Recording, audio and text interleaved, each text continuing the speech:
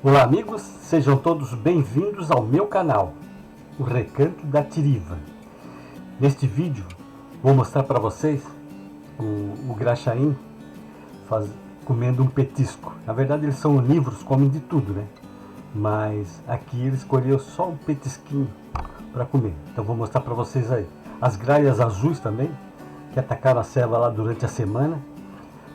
E a ventania que deu, vou mostrar a ventania que deu aí no meio do mato. As câmeras estavam lá, colocadas lá em cima, na trilha da mata-atlântica. Então vou mostrar para vocês o vento que deu aí durante a tarde, né? E eu já filmei ventos bem piores do que esse, né? Eu lembro que eu filmei o ciclone bomba aí, eu não lembro quando é que foi, uns anos atrás, né? E tenho gravadinho, tá? Inclusive caiu uma árvore bem na frente da câmera, né? Vou mostrar aí para vocês, né? Depois eu fui lá e aproveitei a árvore, né? Serrei, trouxe para baixo. Vou mostrar essa parte aí para vocês. Então, esse aqui é um vídeo. Esse vídeo é um oferecimento de Lessorelli, papelaria digital. Vai aí no Instagram e faça seu pedido, né? Chega rapidinho, rapidinho. Tudo que tem papelaria. Vando Automóveis, né? Quer trocar de carro?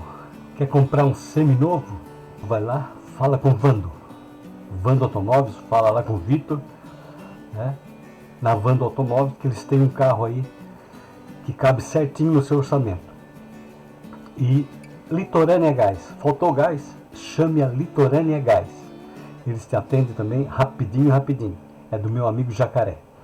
Então, vai lá no YouTube, deixa o like lá, se inscreve no canal, bate no sininho para receber a notificação de novos vídeos, protege a Mata Atlântica e vem comigo.